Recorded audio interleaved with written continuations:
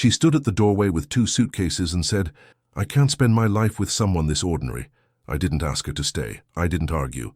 I just opened the door and said, "I hope you find what you're looking for." She walked out, and I closed the door behind her like I was sealing off an old room I'd never open again. The air felt heavy, like something invisible had collapsed. The smell of coffee burned slightly in the kitchen. My jacket, the one she hated, was still hanging on the back of the chair. I didn't cry, I just stood there for a while. Then I made myself a cup of tea like I always did. Same mug, same silence. People think betrayal always comes with screaming, but hers came like a quiet dismissal, like I'd been a placeholder until something better showed up. She didn't leave because I was cruel. She left because I was kind and quiet and predictable, because I folded laundry, because I asked her how her day was, because I didn't need to be seen. I remember the exact moment it changed for her. It wasn't a fight. It was dinner. I talked about a documentary I'd watched on sustainable architecture. She looked at me like I was a shadow. That was 3 months before she left. She wanted more noise, more danger, more fireworks. And me? I was just solid, steady, ordinary. But she forgot something. Stability is invisible until everything else falls apart. I didn't chase her. I didn't delete her number. I didn't tell anyone. I just got back to work. Not the kind that pays bills. The kind that changes things. The kind of work I'd quietly been building in notebooks behind lectures between weekends. She thought she was walking away from a man who peaked. She had no idea I was still on the climb. 6 weeks later, her best friend sent me a screenshot, a headline, my face on national news. I didn't smile. I didn't celebrate. I just turned off my phone, went for a walk, and listened to the wind, because this wasn't revenge. It was balance. She called 2 days. Later, I didn't pick up. And when she texted me saying, "You've changed," I only replied with 6 words, "No, you just stopped looking closely." This isn't a story about loss. It's a story about clarity, about the moment you realize someone didn't break you. They revealed you. They gave you the gift of being underestimated. I wasn't angry. I was focused. I met Melissa at a conference. I almost didn't attend. She was magnetic, not loud, not flashy, just present. She listened like it mattered. I remember her asking me about wind turbines, something I'd given a lecture on just hours before, but the way she asked, it was like she wanted to understand, not impress. I had been alone a long time, not lonely, just used to my space. Melissa brought warmth into rooms I didn't know were cold. We moved slowly. Dinners, walks, long talks. She said I made her feel safe. I didn't know then how loaded that word would become. We got married 2 years later. No fireworks, no orchestra. Just vows under a tree, with friends who mattered. We built a quiet life. She was in public relations. I was a lecturer. Weekends were for bookstores, small cafes, and building a vegetable garden. We never fully got right. At night, I would draft notes for a project I'd been dreaming about. Sustainable urban energy grids. She'd fall asleep beside me with a book on her chest, and I thought, this is it. This is what peace looks like. But peace is not excitement. And one day, I think she stopped confusing the two. It started small. Her schedule changed. More dinners with clients. More, "I'll be home late." She joined a gym, bought new clothes, changed her perfume. I noticed I just didn't comment. Instead, I started making backup copies of my documents, saving everything to an external drive. Not because I didn't trust her, but because something in the air had shifted. I still brought her coffee every morning. She stopped thanking me. When I mentioned something I'd read, she'd glance at her phone. Once, I told her a student had called my lecture life-changing. She looked up and said, that's nice, then went back to her emails. It wasn't hate, it was detachment. She started locking her phone, laughing at texts I couldn't see, canceling dinners with vague excuses. I asked once, "Is everything okay?" She smiled and said, "Of course, why? Wouldn't it be?" I knew that smile. I'd taught myself to read expressions better than words, so I stopped asking and started preparing. I opened a new bank account, quietly, moved small savings over, bit by bit, gathered important papers, birth, certificates, contracts, pension details. I kept everything in a file labeled lecture notes. I wasn't planning for disaster, just acknowledging the storm clouds. We still slept in the same bed, but it felt like a long hallway between us. She stopped initiating conversations, then she stopped responding to mine. At work, I kept smiling. At home, I kept silent. I'd started walking more. Long walks before sunrise, headphones off, just thinking, not about how to win her back, but about how to stay standing when she finally walked away. Because I knew, deep down, I knew she would. Not with rage, not with cruelty, but with the same quiet dismissal I'd seen before, and I wouldn't stop her. There was no big fight, no screaming, no door slammed in anger, just a quiet Tuesday evening. I was slicing vegetables, j'adore. Walked in, stood by the counter, and said it like she was reading off a to-do list. I think we want different things now. I kept cutting. She waited. I turned to her, wiped my hands on a towel, and said, "All right." She blinked, like she expected more, a question, a protest, a promise, but I had none of those left. She added, "You're a good man, Daniel, just not exciting." I nodded. She continued, "I need to feel alive. You make me feel safe, but not alive." That word again. Safe. It used to mean love. Now it meant dull. She said she'd found a place to stay, already packed a few things. The rest she'd arranged to collect later. I told her she didn't have to rush, but I knew she already had. She walked upstairs. I stood by the sink and listened to drawers opening, zippers closing, footsteps soft like regret. When she came back down, her face looked lighter. I think she felt free. She stood there one last time and said, "You're not angry?" I shook my head.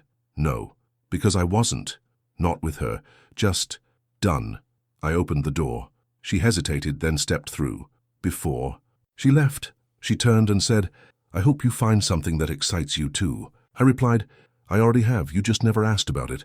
She didn't answer, just walked away. The house felt bigger that night, colder, even the clock seemed louder. I poured myself a drink, sat at the kitchen table, and stared at the empty chair across from me. I could have called someone, a friend, a sibling, but instead I opened my notebook, the one where all my energy ideas lived, and I wrote. That night, I wrote more than I had in months. Diagrams, concepts, possible partners, Grant. Leads for the first time in years. My thoughts weren't split between trying to hold a relationship together and holding myself upright. I wasn't thinking about proving anything. Not to her, not to the world. I was thinking like an engineer again. Problem, solution, execution, in the sea. Days that followed, I began organizing, reaching out to old colleagues I trusted, reading through feasibility studies, legislation changes, funding opportunities. Melissa texted a few times, polite things, updates about collecting the rest of her stuff. I responded with equal politeness. No bitterness, no openings. I wasn't angry. I was recalibrating. Every morning, I'd go for a walk, come home, make a list, and start building again.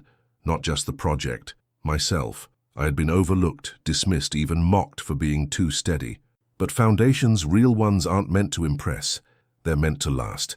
And while she was out searching for spark, I was reigniting something no one could take from me again. My purpose. The thing about being ordinary is, people don't watch you closely. And that was my greatest advantage. While Melissa was out chasing thrill, I was building something no one had noticed. And now I could do it without interruption. I didn't tell anyone, not even my brother, who checks in twice a week, not my colleagues, not the neighbor who always asked how the wife was doing, too. Them all assume I was quietly grieving. Let them think I was gardening or reading or resting. What I was really doing was preparing.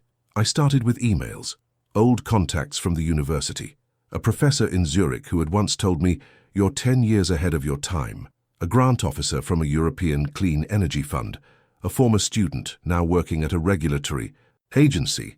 Each message was careful, short, precise, not too eager, just professional curiosity.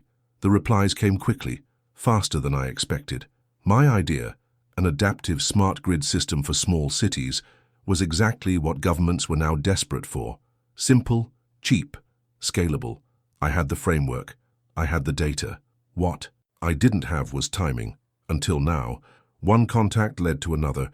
Then came an invitation to present a concept pitch to an energy innovation group in Brussels. Remote, informal, but significant. I didn't hesitate. I gathered every sketch, every report, every model I had kept hidden. I bought a new webcam, pressed my shirt, and spoke for 17 minutes straight. No charm. No sales tricks, just logic, .math, .impact. When I finished, no one clapped.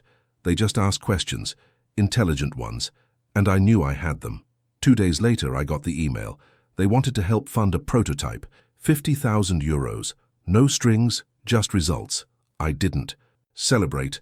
I bought a filing cabinet. Then I hired a lawyer, not for protection but for structure.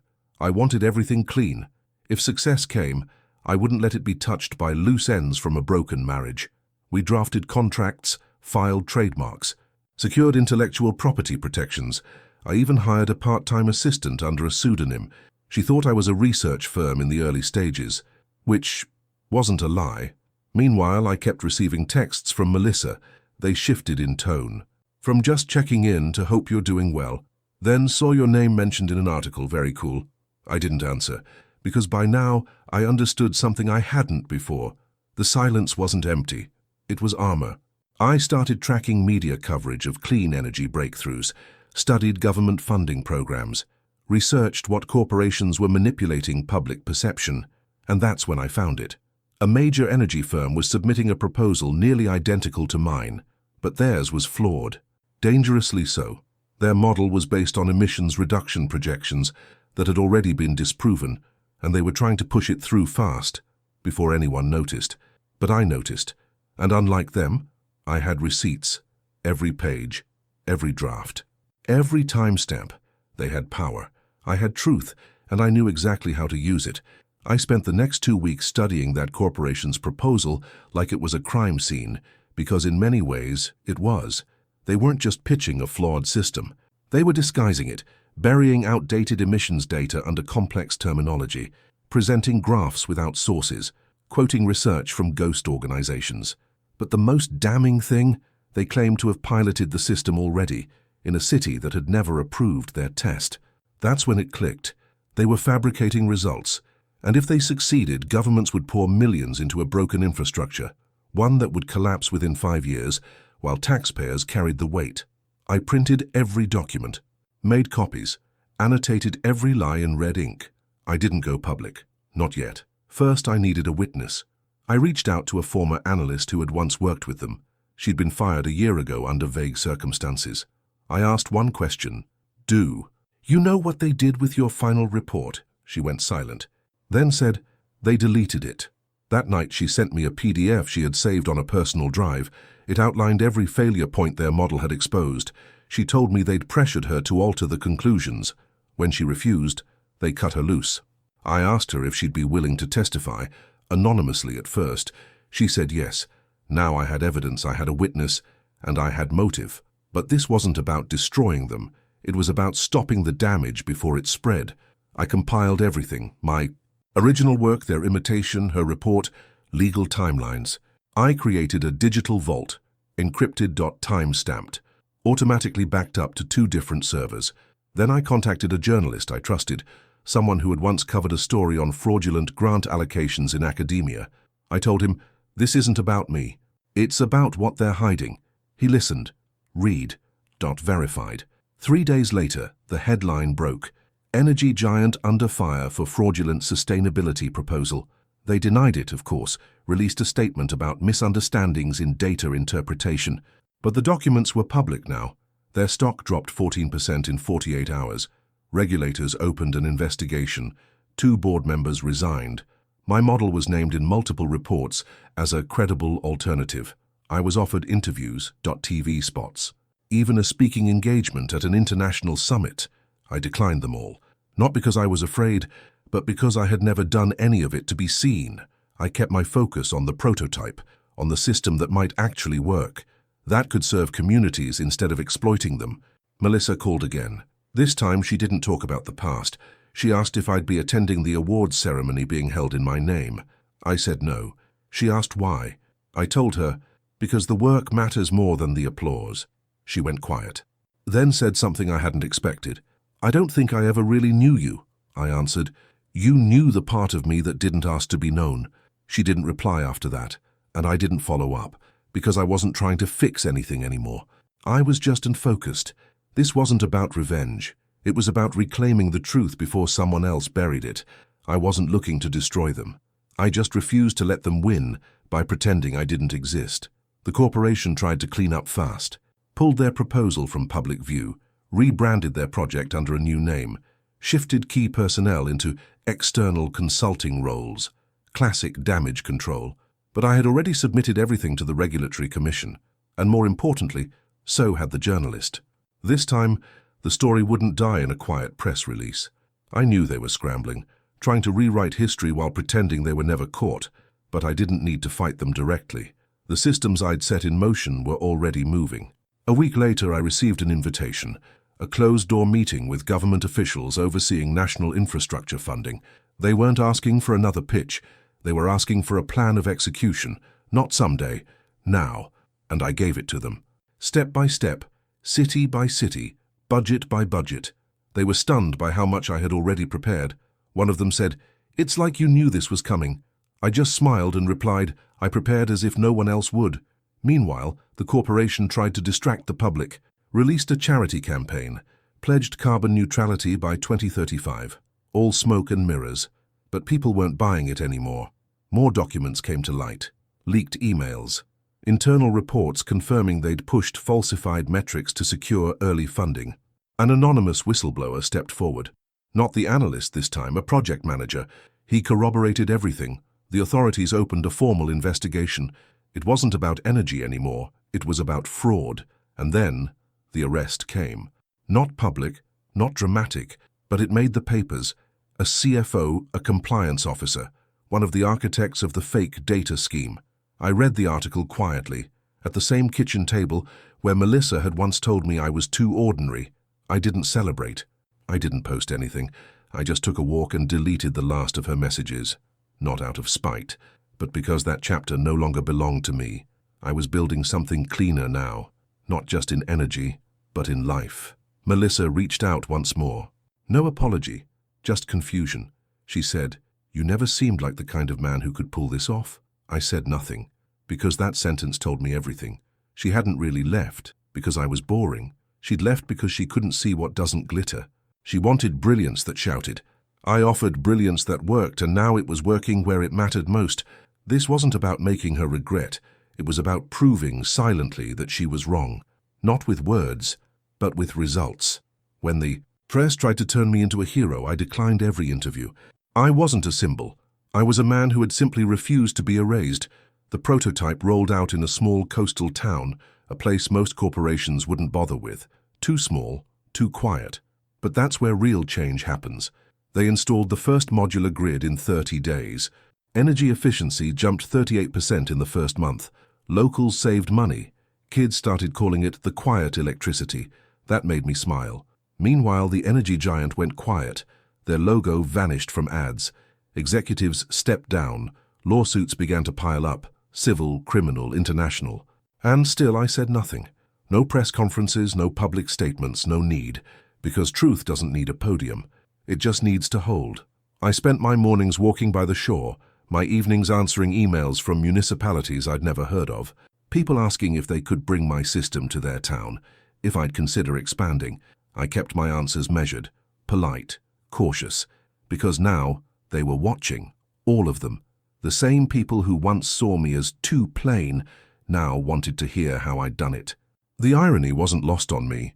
Melissa emailed again. This time it was longer. She said she regretted how things ended, that she'd acted on impulse, that she thought she'd find more, but only found noise. She asked if I'd ever consider talking things through. I stared at the screen for a while, then closed the tab, because this wasn't about revisiting a wound. It was about protecting the scar that made me stronger. I wasn't cruel. I was clear. I kept the message, but never replied. Instead, I sent an update to the team in Brussels, told them we'd exceeded all benchmarks, and that I was ready for phase 2. I wasn't chasing anyone's approval. I was building permanence in a world addicted to spectacle.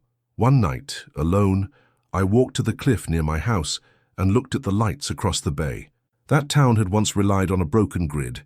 Now they ran on something I had built with silence, precision, and intent. It struck me then, this was the real victory. Not headlines, not justice served, but knowing that the ordinary man no one saw coming was the one who never stopped watching. I whispered into the night. I wasn't seeking revenge, just balance. I didn't stay in the city. Too many reporters, too many invitations, too many people pretending they always believed in me. So I left. Bought a modest house on the edge of a mountain town, one of those places where no one cares what you used to be. The locals call it the Bend because the road disappears into the trees right before you arrive. Perfect. I fixed up the place myself, installed solar panels, reinforced the roof, built a small greenhouse out back. Wake up before the sun, walk along the trail with a rescued dog named Ash. He was quiet, half blind, ignored by everyone at the shelter, felt familiar. We get along just fine. I give free classes at the community center twice a week, not lectures, just practical things. How to store energy, how to insulate old homes, how to make your house less dependent on power grids designed to fail. No fanfare, no certificates, just neighbors helping neighbors. One day, a teenage girl asked me why I lived so far from everything. I told her I wanted to be closer to what matters. She didn't get it then, but maybe one day she will. Every so often I receive a letter from a mayor, a school, a family. They write to thank me for something I never advertised. Your model saved our winter. We used your system after the storm, no blackout. My father said you gave us a future. I keep those letters in a drawer I never open when people visit. They're mine. Like this piece. A year after the arrests, Melissa sent one final message, a photo.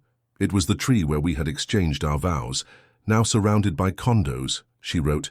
They cut it down yesterday. Thought you should know. I stared at it for a moment, then deleted it. Not because I didn't care, but because the past doesn't need to be replanted, only honored, then left behind. Sometimes I wonder if she tells people she once knew me, that she was once married to the man who rebuilt a broken system. But that's not my story to manage. Mine ends here, in the quiet, with Ash asleep by the fire, with the smell of cedar and soil, with the sky turning orange behind the trees. And if you asked me what I regret, nothing, because I wasn't the only one they tried to discard, but I was the one who didn't stay quiet.